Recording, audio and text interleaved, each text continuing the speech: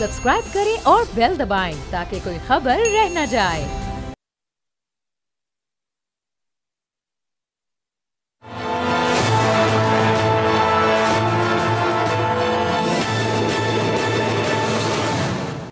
अस्सलाम वालेकुम, मैं हूं बाब जहांगीर। आप देख रहे हैं प्रोग्राम तज्जिया। और पाकिस्तान की सियासत अब खासी प्रेडिक्टेबल होती जा रही है। हम देखते हैं कि माजी के हरीफ आज हमें हलीफ दिखाई देते हैं और आज के हलीफ कल को हरीफ भी बन सकते हैं। और ये सब कुछ मुनसर होता है इलेक्शन के नतीजे पर। 8 फरवरी के इंतखाबात से पहले शायद कोई भी ये नहीं सोच सकता था कि मौलाना फजल रहमान और पाकिस्तान तहरीक इंसाफ की आला क़यादत एक साथ खड़े होकर हमें प्रेस कॉन्फ्रेंस करती दिखाई देगी और हुकूमत के खिलाफ अपनी तहरीक का ऐलान करती दिखाई देगी। और बहुत कुछ उनके दरमियान आपस में तय कर लिया जाएगा कि हुकूमत के खिलाफ सड़कों पर कैसे निकलना है और एक इत्तेहाद कैसे कायम करना है। गो कि अभी तक इसका बाकायदा इसकी अनाउंसमेंट नहीं हुई, लेकिन अब ये उम्मीद की जा रही है, बहुत कुछ दोनों के दरमियान तय हो चुका है कि आगे शायद जो तहरीक हुकूमत के खिलाफ चलेगी वो मिलकर चलेगी और असर नौ एक नई तहरीक दोनों बड़ी जमातें मिलकर और उनके साथ फिर दीगर जो इत्तेहादी जमातें 4-5 और भी वो भी शामिल होंगी। तो हुकूमत के लिए आने वाले दिनों में ये सूरत हाल कितनी ख़तरनाक हो सकती है, कैसे वक्त में जबकि हुकूमत बड़े बड़े मुश्किल माशी फैसले करने जा रही है। इस वक्त दौरे सऊदी अरब जो गुज़िश्ता था शहबाज शरीफ साहब का, वो बड़ा अहमियत का हामिल था। सऊदी वफ्द पाकिस्तान आए,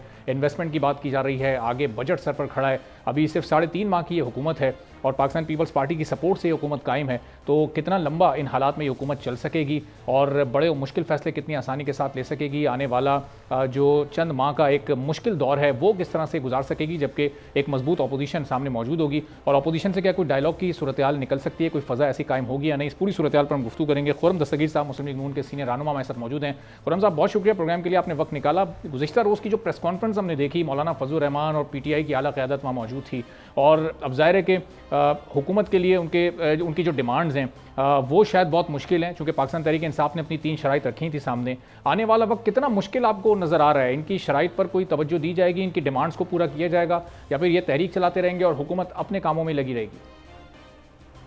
जी, हुकूमत की तो पहली तरजीह हमेशा से अवाम की तकालीफ का अजाला है, उसको ख़त्म करना है। लिहाजा हुकूमत की पहली तरजीह जो है वो महंगाई कम करना है। अल्हम्दुलिल्लाह उसमें बेहतरी आ रही है। हुकूमत की तरजीह मईशत को इस्तेहकाम देना है और उसमें भी अल्हम्दुलिल्लाह अगर आप ओवरऑल महंगाई का ट्रेंड देखें, फॉरेन एक्सचेंज रिजर्व देखें, स्टॉक मार्केट देखें, तो उसमें भी बेहतरी आ रही है। और तीसरा जो ज़्यादा मुश्किल चैलेंज है वो अभी बजट ऐसा बनाना है जिसमें पाकिस्तान के गरीब आवाम पर कोई नया बोझ ना डाला जाए, वो चैलेंज है। दहशतगर्दी से निपटना चैलेंज है। तो रियासत की जो हाकमियत है उसमें बेहतरी लाना चैलेंज है। तो अपोजिशन अपना काम जारी रखे। अगर वो पुरअमन रहते हैं तो वो अपना आईनी और सियासी हक इस्तेमाल करें, लेकिन अगर वो अमन की रेड लाइन को क्रॉस करके तशद्दुद की तरफ आएंगे तो वो ज़रूर हुकूमत के लिए एक चैलेंज होगा कि उस तशद्दुद से हमें इस तरह कैसे निपटना है जिसमें पाकिस्तान के अवाम को तकलीफ ना हो।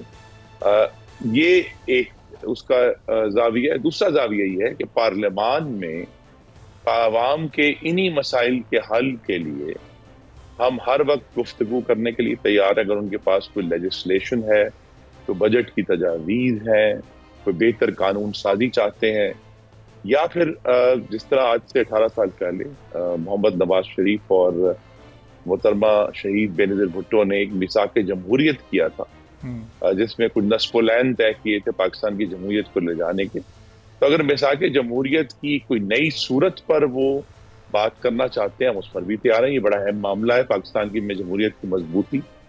लेकिन अगर उनका ये ख्याल है कि इस एहतजाज से सो कॉल्ड हुकूमत को गिरा लिया जाएगा, तो ये तो अभी बहुत ही एक कबल अज़ वक्त और गैर हकीकी सिनारियो है। इनमें ख़ास तौर में अगर मौलाना फजल रहमान साहब हैं, वो हमारे हवारी भी रहे हैं और उनका बहुत अच्छा रिकॉर्ड है पुरअमन एहतजाज के मामले में। उन्हें आज तक कभी कोई तोड़ फोड़ का रास्ता, आग लगाने का रास्ता जो कि 9 मई को तहरीक इंसाफ ने अडॉप्ट किया था, मौलाना ने वो कभी नहीं किया। तो वो हमें उसका भी एक एहसास है। और जो मुल्क में ये भी एक इशू है कि बार बार मुज़ाकरात की बात की जाती है। मुज़ाकरात तो किसी असूल पर और किसी अवामी तकलीफ के अजाले पर होने हैं। किसी एक लीडर की जो कैद है उस पर सौदेबाजी के लिए नहीं होनी। सही। तो अब खुर्रम साहब, ये 100 दिन हुकूमत अपने मुकम्मल कर चुकी है। इन 100 दिनों में अभी तक चलें पाकिस्तान तहरीक इंसाफ के साथ तो आप लोग का एक बड़ा तल्ख माजी रहा है, बहुत मुश्किल है कि उनके साथ मुज़ाकरात की मेज़ पर बैठा जाए। लेकिन मौलाना फजल रहमान तो आपके साथ PDM में भी काम कर चुके, PDM के सरबरा के तौर पर वो काम कर चुके। आप तमाम जमातों ने मिलकर पाकिस्तान तहरीक इंसाफ के खिलाफ अदम एतमाद कामयाबी के साथ वो तकमील का मरहला मुकम्मल किया था। उनको क्यों नहीं मना पा रहे? वो क्यों नहीं जरदारी साहब या मियाँ नवाज शरीफ साहब या मियाँ शहबाज शरीफ साहब से कोई मुलाकात हो रही है और उनसे क्यों डायलॉग शुरू नहीं हो पा रहे हैं? जी, ये तमाम मुस्लिम लीग नून के कारकुनों के लिए एक अचंभा है और हमारे लिए एक मखमसा है कि ये ऐसा क्यों हो रहा है। मेरी अभी भी ये तवक्को है कि अभी शहबाज शरीफ साहब आज तो वो चूंकि मुत्तहिदा अरब इमारात के दौरे पर हैं और पाकिस्तान में नई सरमायाकारी लाने की सड़ तोड़ कोशिश कर रहे हैं, लेकिन जब भी अभी वापसी के ऊपर उन्हें कोई वक्त मिलेगा, और पहले भी ये तजवीज़ उन्हें हम दे चुके हैं कि मौलाना से फौरी तौर पर बात होनी चाहिए, क्योंकि मौलाना की शिकायत मुस्लिम लीग नून से नहीं है। उनकी शिकायत पहली तो खैर तहरीक इंसाफ से थी, जहां वो समझते हैं कि उनका मैंडेट जो खैबर पख्तूनख्वा में था वो चुराया गया। लेकिन अगर उनकी दूसरी शिकायत जो है पाकिस्तान की मुक्तदरा से है, लेकिन उसके बावजूद उनसे हमें बात करनी चाहिए, क्योंकि वो भी एक जमहूरी और ख़ास तौर पे पाकिस्तान के आइन की बालादस्ती पर यकीन रखते हैं। उस पर ज़रूर उनसे बात हो सकती है और मेरी तवक्को है कि इंशाल्लाह आने वाले दिनों में होगी। तो सर, उनका एक एतराज़ ये भी है कि 2018 में भी कमोबेश वही मैंडेट था तमाम जमातों का जो अभी 2024 के इंतखाबात के बाद 8 फरवरी के बाद जो नंबर सामने आए, लेकिन उस वक्त पीपल्स पार्टी और मुस्लिम लीग नून धांधली का शोर मचा रहे थे। आज चूंकि आप दोनों जमातें हुकूमत में, तो वही मैंडेट चंद एक सीटों के फ़र्क से वो आप लोग के लिए काबिल कबूल हो गया। तो ये इस नुक्ते में आप समझते हैं कि मौलाना साहब की इस नुक्ते में कोई अहमियत है? देखिए, मौलाना के नुक्ते में हमेशा अहमियत होती है, लेकिन उसके ऊपर उसका जो अमली तरीकाकार है वो वाज़ेह नहीं है ना जी। अगर उसका जो वो अगर जिसकी तरफ वो इशारा करते हैं, वो तो फौरी तौर पर वो चाहेंगे कि नए इंतखाबात हो जाएं और ऐसे इंतखाबात हों जिसमें वो समझेंगे उनको पूरा मौका मिलेगा इंतखाबात में हिस्सा लेने का या मैंडेट हासिल करने का। लेकिन पाकिस्तान की इस वक्त जो मुआशी सूरत हाल है, वफाकी सूरत हाल है, पाकिस्तान में वफाकियत और जमहूरियत के जो मामलात हैं, वो तो एक नया इलेक्शन इस वक्त हम मुतहम्मिल नहीं हो सकते। और इसकी अभी जबकि पाकिस्तान के अवाम ने एक मैंडेट दिया है, तो उनके जो भी मौलाना के एतराज़ात हैं, पहले तो हमेशा हमारी तवक्को है कि एक आइन की बालादस्ती पर यकीन रखने वाले लीडर होते हुए कि वो पाकिस्तान की अदालतों से रुजू करेंगे और उनके सामने अपने सबूत और शवाहिद रखेंगे कि कहाँ कहाँ वो समझते हैं। प्रिसाइसली हमें इसको जो है बड़ी बारीकी से बताना पड़ेगा कि यहाँ हम समझते हैं खराबी हुई, यहाँ खराबी हुई। तो ये जो एक ब्लैंकेट उनका एतराज़ है, वो इस वक्त तो अमली तौर पर काबिल अमल नहीं है। सही। और फिर खुर्रम साहब, पाकिस्तान तहरीक इंसाफ की जो शराइत हैं कि गिरफ्तार कारकुनान को आप रिहा करें, उसके बाद फिर जो मैंडेट की उनकी चोरी है, बकौल उनके जो उनका चोरी शुदा मैंडेट है वो वापस किया जाए, फिर जुडिशल कमीशन का वो मुतालबा कर रहे हैं सिर्फ 9 मई पर नहीं बल्कि 8 फरवरी के इंतखाबात पर भी। अब ये इन तीनों में से कोई भी एक शर्त हुकूमत के लिए काबिल कबूल है? इस पर बात हो सकती है उनके साथ बैठ कर, या इन तीनों शराइत पर हुकूमत की तरफ से ना आए? जी नहीं, जो उनकी पहली शर्त है उस पर हुकूमत पहले से बहुत संजीदगी से गौर कर रही है। हुकूमत किसी भी पाकिस्तानी को एक दिन से ज्यादा भी कैद में रखना नहीं चाहती, हिरासत में नहीं रखना चाहती। लेकिन ये जो सब लोग हिरासत में हैं ये 9 मई के हवाले से हैं, तो लिहाजा ये भी मेरी तवक्को है शहबाज शरीफ साहब से और तमाम सूबाई वज़राए आला हैं कि वो आने वाले चंद हफ्तों में अपनी जो इस्तगासे की टीमें हैं, प्रोसिक्यूशन टीम्स हैं, उनको चार्ज अप करके जिनके पास बारे में तो सबूत और शवाहिद हैं कि वो 9 मई के या तो मंसूबा साज थे या सहूलतकार थे या जिम्मेदार थे, उनको तो अलहदा करके जिन लोगों के खिलाफ सबूत नहीं है उनके लिए हमें तहरीक इंसाफ से मुज़ाकरात की जरूरत नहीं है, अब खुद उनको रिहा करें। अच्छा, लेकिन खुर्रम साहब, ये हम बात कर रहे हैं 9 मई 2023 की, और अब 9 मई 2024 भी गुजर चुका है। अभी तक ये तयन ही नहीं हो सका कि कौन उसमें मुलव्विस था, कौन मुलव्विस नहीं था। 1 साल से ज़्यादा हो चुका है। अब अगर किसी ऐसे शख्स की शनाख्त होती है जो मुलव्विस नहीं है, तो आप सोचें कि उसके साथ 1 साल में कितनी नाइंसाफ़ी हुई होगी। जी, तो फिर ये हमारे जो अदालती निज़ाम है या प्रोसिक्यूशन का निज़ाम है, उसके ऊपर एक सवालिया निशान है। लेकिन हम कैसे इस सारे मामले को नरमी से नहीं लिया जा सकता, क्योंकि ये बहुत संजीदा वाक़या है और हम खुद एक ऐसी जमात है जिसके लीडरान 22-22 महीने जेलों में बगैर जमानती पेशी के, बगैर सबूत और शवाहिद के रहे हैं। तो हम सबके लिए एक मुश्तरका चैलेंज है, सिर्फ तहरीक इंसाफ के लिए नहीं, कि हम अपने अदालती निज़ाम को, प्रोसिक्यूशन के निज़ाम को किस तरह स्ट्रीमलाइन करें। तो देखिए ना, ये यहाँ से ये नुक्ता बड़ा अहम निकलता है कि अब जबकि मुस्लिम लीग नून भी जो है वो इस प्रोसिक्यूशन के और अदालत के निज़ाम से जख्म खूर्दा है, तहरीक इंसाफ भी जख्म खूर्दा है, तो बजाय ये कि हम एक दूसरे की तरफ उंगलियां उठाएं, आए पार्लियामान में पाकिस्तान का जो अदालती प्रोसीजर है, पाकिस्तान का जो प्रोसिक्यूशन का प्रोसीजर है, आए उसको सादा बनाएं, उसको स्ट्रीमलाइन करें लेजिस्लेशन के जरिए, ताकि चलें जो तकालीफ हमने सही है, लेकिन आने वाले दिनों में वो तकालीफ रफा ना हो।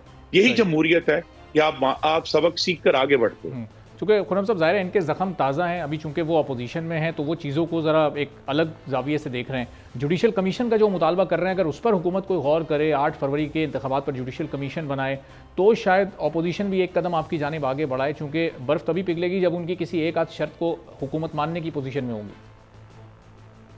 देखिए, एक तो तजर्बा ये है, माजी जो है वो हमारे लिए एक मुस्तकिल ताज़ियाना है, क्योंकि जब हमने ये मुतालबा किया था 2018 में, तो आपके नाज़रीन में से शायद लोग भूल गए हों, नवंबर 2018 में एक पार्लिमानी कमीशन बनाया गया था, जिसकी फिर कोई मीटिंग नहीं हो सकी।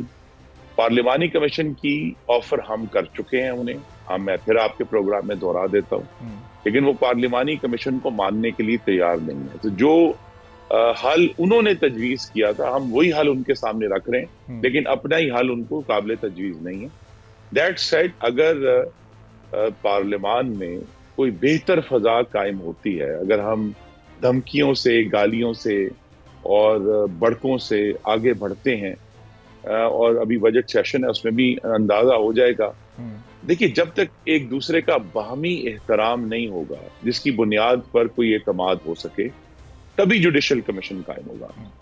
और ये भी याद करा दूं, फिर मैं कहूंगा, माजी जो एक ताजियाना है, पिछली दफा जुडिशल कमीशन 126 दिन के धरने के इख्तिताम पर बना था, जिसके TOR बाकायदा बनाए गए थे, और ये सारे जो आज के इनके मुतालबात हैं, ये उस वक्त भी थे, आज से 10 साल पहले। और कौन साहब, उस वक्त भी फॉर्म 14 होता था, अगर आपको याद हो। जी बिल्कुल, फैसला मैं यही आपको याद कराएं, जिस तरह आज ये फॉर्म 45 की गर्दान कर रहे हैं, उस वक्त ये फॉर्म 14 की बात किया करते थे और कहते थे कि हमारे पास वैगने भर भर के सबूत हैं, लेकिन वो जब वैगने अदालत में गई सबूतों की, तो रद्दी होकर बाहर आई थी और उनके खिलाफ फैसला।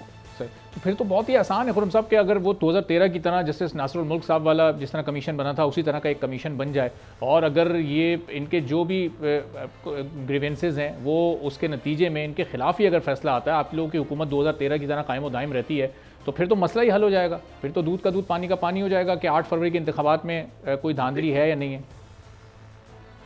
देखिए, मसला हल नहीं हुआ था तब भी उनकी जो एजिटेशन की सियासत थी वो कायम रही थी, और उससे 1.25 साल के बाद अक्टूबर 2016 में ये बाकायदा मुसल्ला होकर खैबर पख्तूनख्वा से इस्लामाबाद पर हमला आवर हुए थे। ये भी तारीख का हिस्सा है। तो ये भी एक तजर्बा है जो हमारे आड़े आ रहा है कि इनके लिए कमीशन भी बना दो, इनको कमीशन में शिकस्त भी हो जाए, उसके बावजूद ये हमला आवर होने से बाज नहीं आते, क्योंकि इनकी जो इंस्टिंक्ट है, इनकी जो जबिल्लत है, वो फाशिस्ट है। तो खुर्रम साहब, अब अगर हुकूमत को कामयाबी के साथ आगे बढ़ना है, तो उसके लिए पाकिस्तान पीपल्स पार्टी का बड़ा बुनियादी किरदार है, क्योंकि उन्हीं की सपोर्ट, उन्हीं के नंबर से आपकी हुकूमत कायम हुई है। प्राइवेटाइजेशन के मामले पर अब जो एक इख्तलाफ सामने आ रहा है, हुकूमत चाहती है इदारों को प्राइवेटाइज करना, PIA के लिए बड़ी तेज़ी के साथ काम किया जा रहा है, उसके बाद स्टील मिल, फिर फर्दर इदारे। तो ये उसमें पाकिस्तान पीपल्स पार्टी का जो अभी बुनियादी इख्तिलाफ है उसको दूर करने में आप लोग कामयाब हो जाएंगे, या इसमें अगर शिद्दत आती है तो फिर हुकूमत खतरे में आ सकती है? जी, अगर आप ठंडे दिल से तज्जिया करें तो हुकूमत के लिए जो अगला बड़ा चैलेंज है वो अपोजिशन नहीं है, वो अपनी जो हवारी हैं और अपनी जो मखलूक जो हुकूमत का हिस्सा है उनको अपने साथ रखना है। पीपल्स पार्टी की हुकूमत में मौजूदगी ज्यादा अहम नस्ब लैन है हुकूमत के लिए, और उसमें हमें जो आसानी है वो ये है कि अब सदर जरदारी जो है वो बतौर सदर मुमलिकत यहाँ मौजूद है, तो गुफ्तगू में कोई उस तरह की रुकावट नहीं है। तो मुझे ये तवक्को है कि शहबाज शरीफ साहब और उनकी वज़रा की टीम जो है ये मुज़ाकरात के जरिए ये जो एक इख्तलाफ राय है उसे दूर कर लेंगे।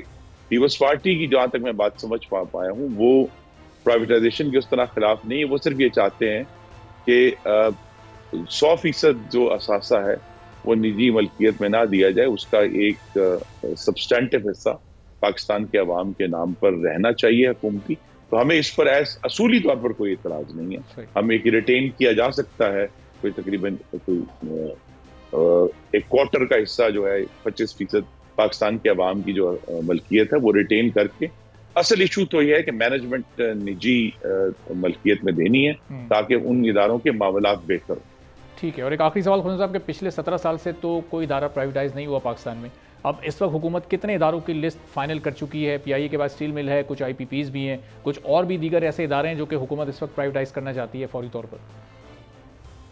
देखिए, इदारों को निजी जो मैनेजमेंट है उसमें देने की जो सबसे बड़ी वजह इन इदारों के सैकड़ों अरब रुपए के सालाना खसारे, जिसकी कीमत चाहे बराह रास्त हमें महसूस नहीं होता, लेकिन मैं और आप और आपके देखने वाले पूरे मुल्क के गरीब पाकिस्तानी हम सब वो कीमत दे रहे हैं, क्योंकि जो रकम हम इन इदारों के खसारों में जा रहे हैं वो पाकिस्तान के अवाम के लिए की फलाह के लिए इस्तेमाल हो सकती है, इंफ्रास्ट्रक्चर के लिए इस्तेमाल हो सकती है, हमारे दिफा को बेहतर करने के लिए इस्तेमाल हो सकती है।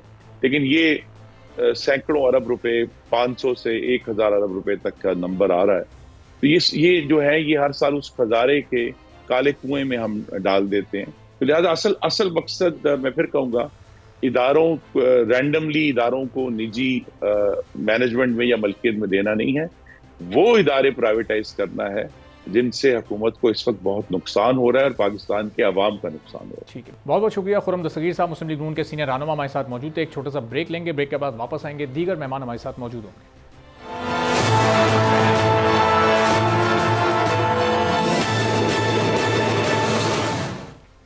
एक बार फिर प्रोग्राम में आपको खुशामदीद कहेंगे। और कल लोगों ने अपनी स्क्रीन पर वो मनाजिर देखे जो कि शायद पिछले 10 साल में कोई सोच भी नहीं सकता था कि मौलाना फजल रहमान और PTI का वफ्द एक साथ खड़ा होकर प्रेस कॉन्फ्रेंस करेगा, और न सिर्फ प्रेस कॉन्फ्रेंस की जाएगी बल्कि बताया जाएगा कि हुकूमत के खिलाफ आगे तहरीक किस तरह से चलानी है, किस तरह इस हुकूमत को टफ टाइम देना है, किस तरह से अपनी तहरीक को कामयाब करना है। और अभी बहुत कुछ दोनों जमातों के दरमियान तय हो चुका, लेकिन काफ़ी कुछ अभी भी तय होना बाकी है। तो उम्मीद यही है कि अभी चंद ऐसी और प्रेस कॉन्फ्रेंसेज या मुलाकातें आने वाले दिनों में हो सकती हैं। पाकिस्तान तहरीक इंसाफ की जो डिमांड्स हैं वो अपनी जगह पर मौजूद हैं।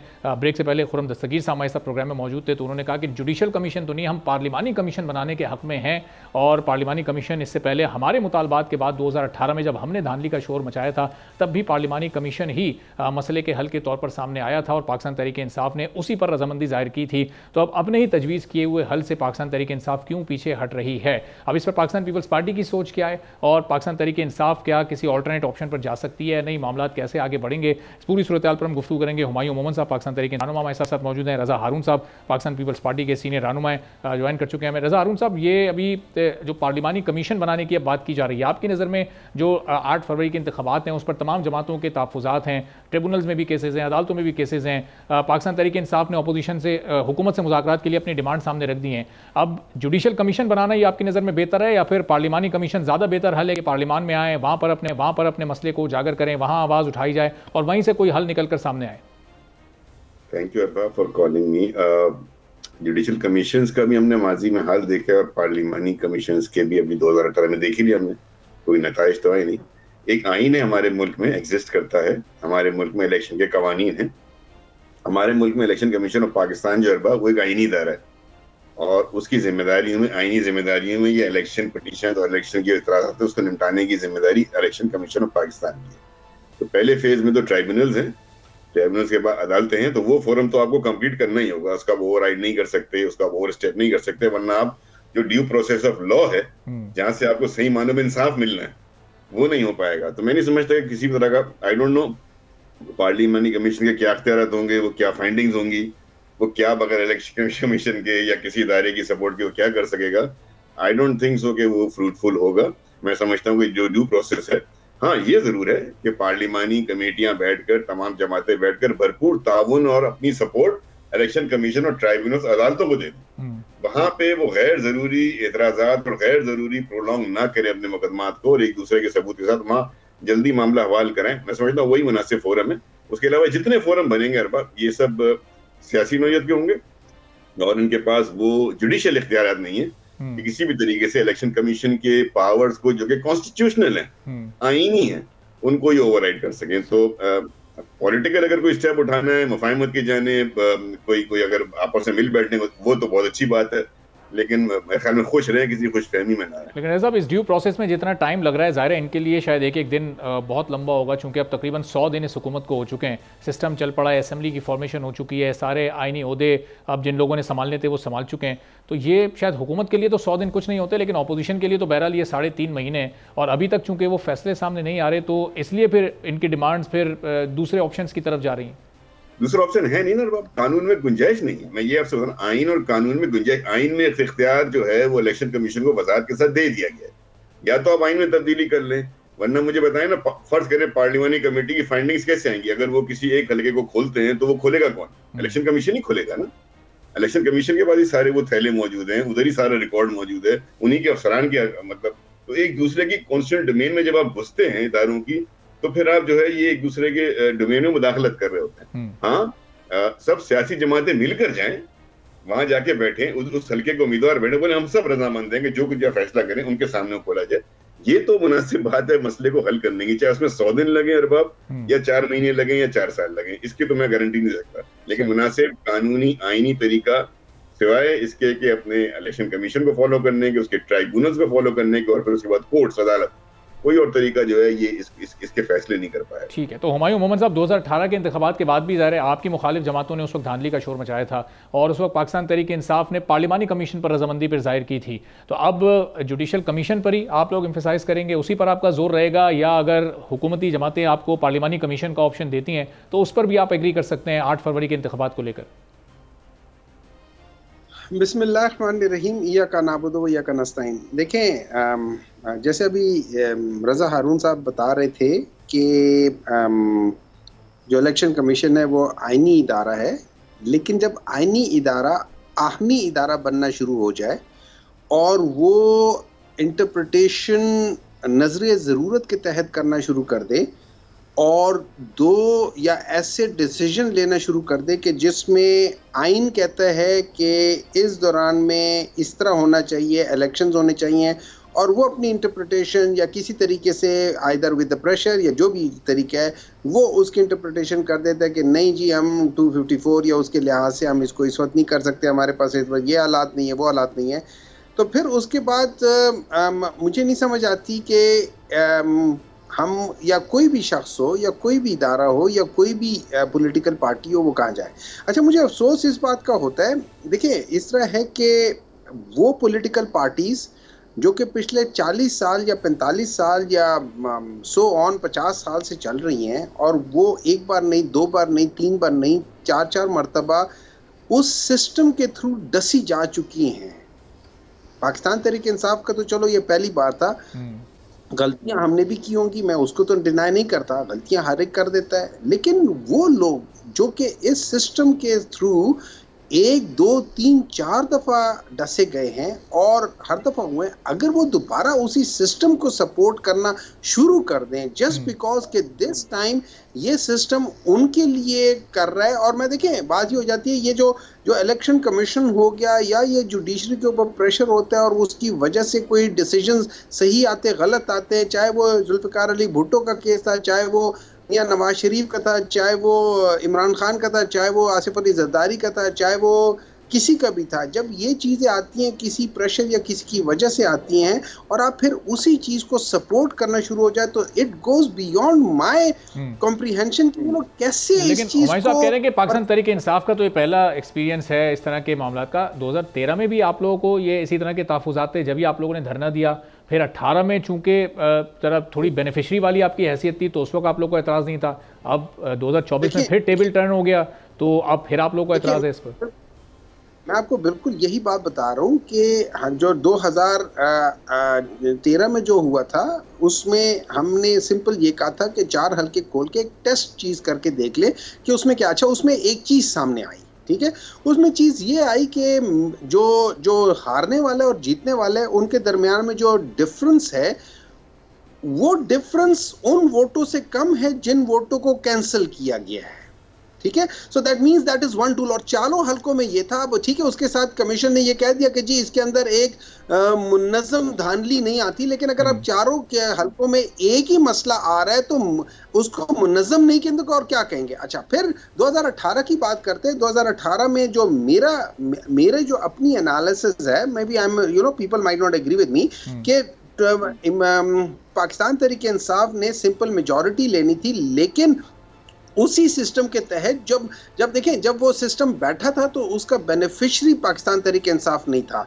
वो जब जागा था तो वो सारे लोग, जैसे ख्वाजा आसिफ साहब कहते हैं कि मैं तो हार रहा था लेकिन फिर मैंने फोन किया और फिर मैं जीत गया, तो जब सुबह जागे तो वो जीत गए जो हार रहे थे शाम को। तो मेरे लिहाज से कोई 14 से 16 सीटें ऐसी कर दी गई थी कि जिसमें पाकिस्तान तहरीक इंसाफ को हरा दिया था और वो जीते हुए थे। अब बात यह आ जाती है कि इररिस्पेक्टिव ऑफ दिस कि पाकिस्तान तहरीक इंसाफ उसमें बेनिफिशियरी थी या नहीं थी, सवाल ये उठता है कि पीपल्स पार्टी को आपने देखा हुआ है कि क्या किस किस जगह से गुजर चुके हैं, PMLN को देख चुके हैं कि किस किस जगह से गुजर चुके हैं, सारी चीजें। तो क्या ये लोग इस दफा दोबारा वही सिस्टम करेंगे? कल को फिर जब ये चीज टेबल टर्न्स होंगे फिर हम कहेंगे चलो हम इस दफा कर लेते हैं। मतलब ये इस नुक्ते पर रजा साहब भी रिस्पॉन्ड करेंगे, मौलाना फजल रहमान भी इस पर बड़ी दिलचस्प बात करते हैं कि पीपल्स पार्टी और नून लीग का जब यही मैंडेट कमोबेश ये 2018 में था तो उस वक्त उनको इस मैंडेट पर एतराज़ था, धांधली का वो शोर मचा रहे थे चूंकि अपोजिशन में थे। अब हुकूमत में तो शायद काबिल कबूल है। इस नुक्ते पर रजा हारून साहब से जरा उनको थोड़ा सा ब्रेक लेते हैं, वापस आएंगे, गुफ्तगू यहीं से शुरू करेंगे।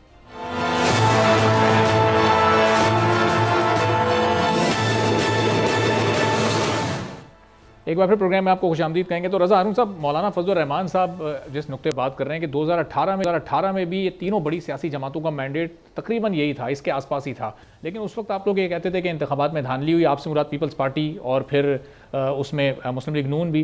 तो अब चूंकि आप लोग इस वक्त इत्तेहादी हुकूमत बना चुके हैं, हुकूमत चल रही है, 100 दिन गुजर चुके हैं, अब यही मैंडेट आप लोगों के लिए काबिल कबूल है? ये भी एक बुनियादी एतराज़ है मौलाना साहब का और शायद इसी वजह से वो पाकिस्तान तहरीक इंसाफ से मुलाकातें कर रहे हैं। मैं मौलाना साहब बहुत बड़े हमारे सीनियर कौमी लीडर हैं, उनको जवाब मैं तो नहीं दे सकता। बस उनको ये कह सकता हूँ कि 1 साल पहले PDM को लीड कर रहे थे वो और इसी PTI के खिलाफ कर रहे थे, आज PTI के साथ हाथ मिला रहे हैं। तो होता है, सब होता है सियासत में। तो मौलाना साहब जरा ये भी देखें ना कि कल की प्रेस कॉन्फ्रेंस कितनी जबरदस्त है और 1-1.5 साल पहले जब ये हुकूमत गिर रही थी, जिसका PTI को शिकायत है, उस टीम को लीड कौन कर रहा था? तो मेरे लिए मोहतरम है, मैं उनका जवाब नहीं देना चाहता। मैं हमारी भाई की बात से मैं डिसएग्री नहीं कर रहा। मैं कह रहा हूँ कि पर्सन स्पेसिफिक और इश्यू स्पेसिफिक सॉल्यूशंस कभी भी कामयाब नहीं होते। आपको इलेक्शन कमीशन में तब्दीली करनी है, वो कर लें, लेकिन जो मैंडेट उनका कॉन्स्टिट्यूशनल है ना, वो कॉन्स्टिट्यूशनल मैंडेट आप किसी जुडिशियल कमीशन को ट्रांसफर नहीं कर सकते। इसीलिए तो आपके सारे जुडिशियल कमीशन, पार्लियामानी कमीशन कभी इस मामले में एक कदम आगे नहीं बढ़ सके और नाकाम हो गए। तो आप कानून साजी ठीक कर ले ना, आप आइन ठीक कर ले, वहां जो पावर्स आपको जिसको देने वो दे दें। ये आप प्रोसेस जो कर रहे हैं, ये इस प्रोसेस से आप सिर्फ एक सियासी बयान होगा, एक सियासी कमेटी होगी, उसका कोई पावर मैंडेट देखें आइन। मैं इस वक्त इलेक्शन कमीशन का सरबराह कौन है, किसने इलेक्शन करा है, वो एक दीगर बात है। एक किताब है ना जिसको हम आइन कहते हैं अरबाब, उस किताब में जो आइन में पावर्स दे दिए गए हैं वो आप किसी और को ट्रांसफर नहीं कर सकते। कोई अपने, ये तो ऐसे ही हो गया ना कि एक जज मुझे पसंद नहीं आ रहा, चीफ जस्टिस साहब किसी मुकदमे बैठे बोले नहीं यार इनको हटा दो, ये 18 ग्रेड के 20 ग्रेड के अफसर को वहां बिठा दो, ये ठीक कर देगा। ऐसे कैसे होता है? लेकिन ये अगर किसी कानून को आप दुरुस्त करना है या कोई नई कानून साजी करनी है तो ये तो पूरी की पूरी जिम्मेदारी अब आप लोगों पर आयद हो चुकी है, क्योंकि इस हुकूमत में जितनी बुनियादी और अहमियत की हामिल पोजीशन पीपल्स पार्टी की है वो किसी की भी नहीं है। कानून साजी की जिम्मेदारी तमाम पार्लियामेंटेरियंस की होती है, पार्टियों की नहीं होती है। आए जो इलेक्शन के अंदर बहुत सारी तरमीम ऐसी ठीक आइन में तरमीम करनी है, मिल बैठ के कर लें, लेकिन ये सोचना कि हम आइन की किताब को एक तरफ रख के कुछ कर देंगे, नहीं कर पाएंगे। जो हुमायूं भाई ने बात की इलेक्शन की तारीख की, नहीं कर पाई ना सुप्रीम कोर्ट, नहीं कर पाई इलेक्शन कमीशन, क्योंकि उसके पावर्स हैं, जो उसके कॉन्स्टिट्यूशनल पावर्स हैं, वहां पे उनको एक कॉम्प्रोमाइज कंसेंसस के साथ एक डेट तय करनी पड़ी ना। इसीलिए मैं कह रहा हूँ कि वो एक्सरसाइज शुरू करें जिससे कोई रिजल्ट आए, जिससे कोई आपको फायदा हो, जिससे कि आपके सियासी बयानात या सियासी जो आपका एक पॉइंट ऑफ व्यू है वो किसी नुक्ता अंजाम को पहुंचे। मेरे सिर्फ ये क्वेश्चन। तो रज़ा साहब, ये जब तक 8 फरवरी के जो इनके ग्रीवेंसेस हैं, जो एतराज़ात हैं, जब तक वो नहीं दूर होते तो ये पार्लियामान में आकर कैसे बिल्कुल एक नॉर्मल रूटीन वाली सिचुएशन पर आकर रिएक्ट करना शुरू कर दें? अब इनके उन क्लेम्स का क्या होगा अगर ये उनसे पीछे हट जाते हैं? 2018 के इलेक्शन पे तमाम पार्टियों का इतराज था, लेकिन 2023 तक जब तक वोट ऑफ नो कॉन्फिडेंस, सारी पार्टियां रही ना, कमेटियां भी चलती रही, सेलेक्ट कमेटियां भी काम करती रही, कासिम सूरी साहब डिप्टी स्पीकर भी रहे, उनका केस चलता रहा और बहुत से मुकदमा चलते रहे। तो कासिम सूरी साहब तो स्टे पे चलते रहे ना, इसी तरीके से खैबर पख्तूनख्वा से लेकिन बहुत से लोग जो थे वो स्टे पे चलते रहे। तो ये तो प्रोसेस है ना। इस प्रोसेस में रज़ा, जाहिर है कि उसमें तमाम पार्टियों की जो लीडरशिप थी वो उस वक्त इन हालात से बेहतर थी, जो कि पाकिस्तान तहरीक इंसाफ की ये मौजूदा सूरत हाल है। जो सेकंड टियर लीडरशिप थी वो भी मंजर आम पर थी, वो पार्लियामेंट में भी थी, वो पार्लियामेंट से बाहर भी मौजूद थी, यानी तमाम नुमाइंदगान, तमाम अरकान मौजूद थे। अब यहाँ तो हालात पिछले 1-1.5 साल से हमें ज़रा काफ़ी मुख्तलिफ नज़र आ रहे हैं। ठीक है, मैं इससे इनकार नहीं कर रहा, लेकिन सियासत करनी है ना, पार्लियामान में भी करनी है, मेंबरान बैठे हुए, कानून साजी भी हो रही है, आइन साजी भी हो रही है, तमाम मामला वहाँ चल रहे हैं, इसी तरह सियासत भी हो रही है। क्या तहरीक इंसाफ के लोग क्या इस वक्त अपनी लीडरशिप, चेयरमैन उनके जो है बहरहाल इमरान खान साहब उनके बानी है, लेकिन एक चेयरमैन मौजूद है ना, सेटअप मौजूद है, उसी को मामला। कभी कल जो मुलाकात हुई है फजल रहमान साहब से, आज की जो आप बात करें वहाँ पीटीआई का वफ्द गया है ना।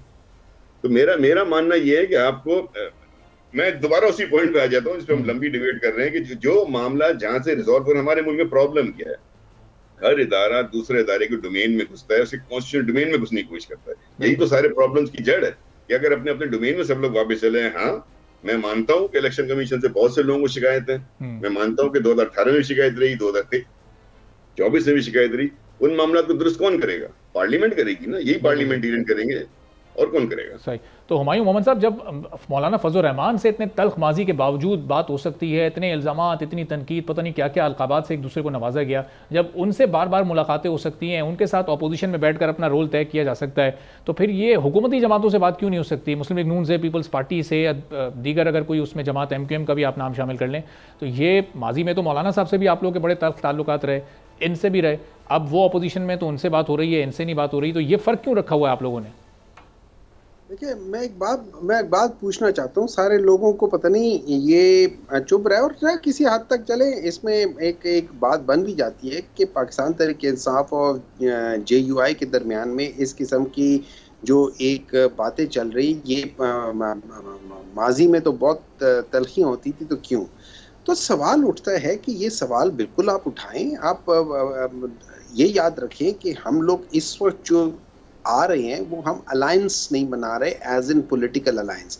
हम अपनी आइडियोलॉजीज जो हैं हम उनको नहीं बदल रहे। हम ये नहीं कह रहे कि उनकी आइडियोलॉजी और हमारी आइडियोलॉजी ठीक है तो आओ मिल के एक हुकूमत बनाते हैं। और चूंकि जब आप हुकूमत इकट्ठे बनाते हैं या जब आप एक दूसरे को हुकूमत में सपोर्ट करते हैं तो आप उनकी आइडियोलॉजी को के साथ एग्री कर रहे होते हैं और उसको सपोर्ट कर रहे होते हैं। तो in other words let's say अगर मैं पीपल्स पार्टी की आइडियोलॉजी को के साथ एग्री करता हूं तो मैं पीपल्स पार्टी को पॉलिटिकली सपोर्ट करूंगा कि आप आ जाओ हुकूमत बना लो, चाहे मैं आपके साथ हूं या ना हूं, मैं आपको सपोर्ट करूं। दैट मीन्स मैं उनकी आइडियोलॉजी को सपोर्ट कर रहा हूं। बंदों के लिहाज से तो ना हमारा रजा हारून साहब ना किसी और के साथ हमारा कोई इख्तलाफ नहीं है, लेकिन वो आइडियोलॉजी जिसके तहत पीपल्स पार्टी बनी है। तो अब आप सोच लें कि 1980 से लेके और आज तक देख ले कि पीपल्स पार्टी का और PMLN का जो आइडियोलॉजिकल डिफरेंस था वो कैसा था और आज ये आइडियोलॉजिकल डिफरेंस पिछले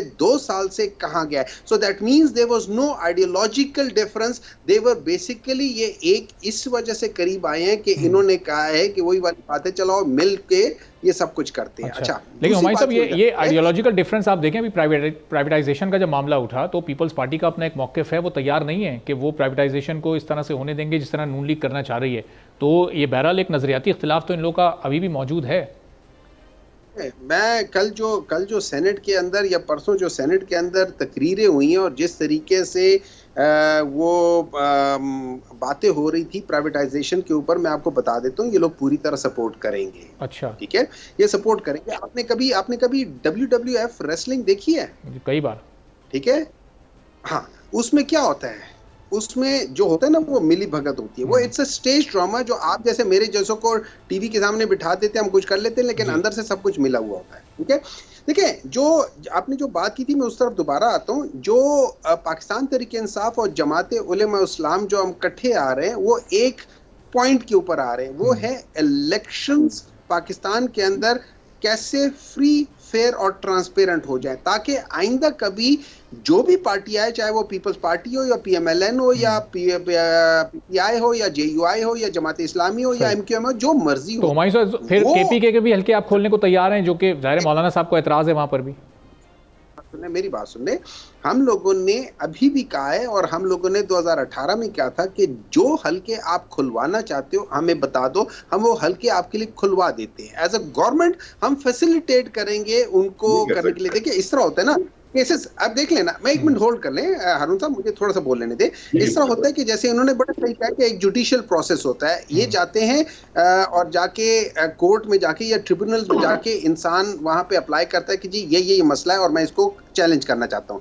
वहां गवर्नमेंट जो है ना उस चैलेंज के खिलाफ जाती है या उस चैलेंज को होने देती है। तो हम कहेंगे कि बस ठीक है, बिल्कुल करो, हमें कोई इतराज नहीं है, तो फिर वो आराम से खुल जाएगा, कोई मसला ही नहीं होगा। वो तो जब प्रोसिक्यूशन वाले कहते कि नहीं हम ये नहीं करते और ये करते, तो फिर मसले अटक जाते हैं। चले PTI को इसका मतलब कोई इतराज नहीं, बड़ी अच्छी बात है। इस पर जरा हुमायूं साहब जरा रुकिएगा, जरा रजा हारून साहब इस पर कुछ रिस्पॉन्ड करना चाह रहे हैं, शायद इसी से कनेक्टेड कोई बात है। रजा साहब क्या कहना चाह रहे हैं? मैं कह रहा हूँ आखिर वही बात की शुरू में कहता कि आपके पास कोई प्रोसेस नहीं है ना, आप जाके हम अपने इतराज़ात खत्म कर दें। गवर्नमेंट इतराज़ात खत्म कर दी, इतराज़ खत्म कर दो, उसी फोरम पे जाना पड़ेगा ना।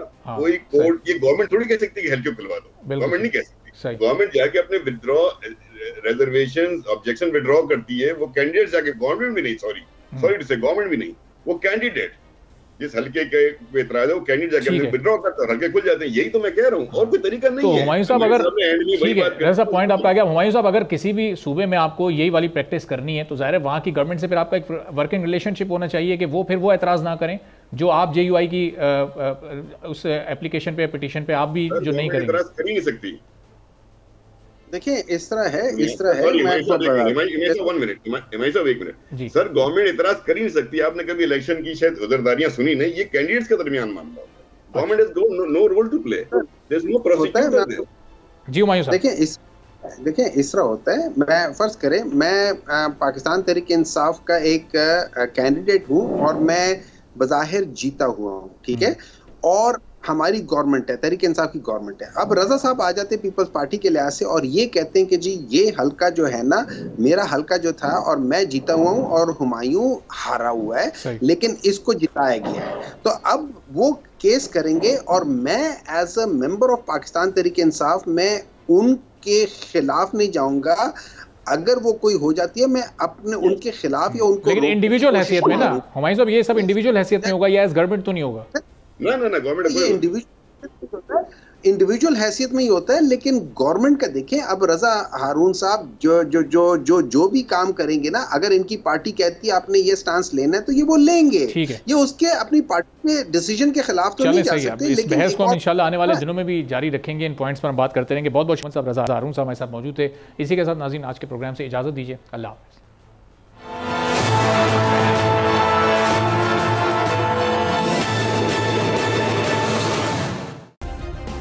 सब्सक्राइब करें और बेल दबाएं ताकि कोई खबर रह न जाए।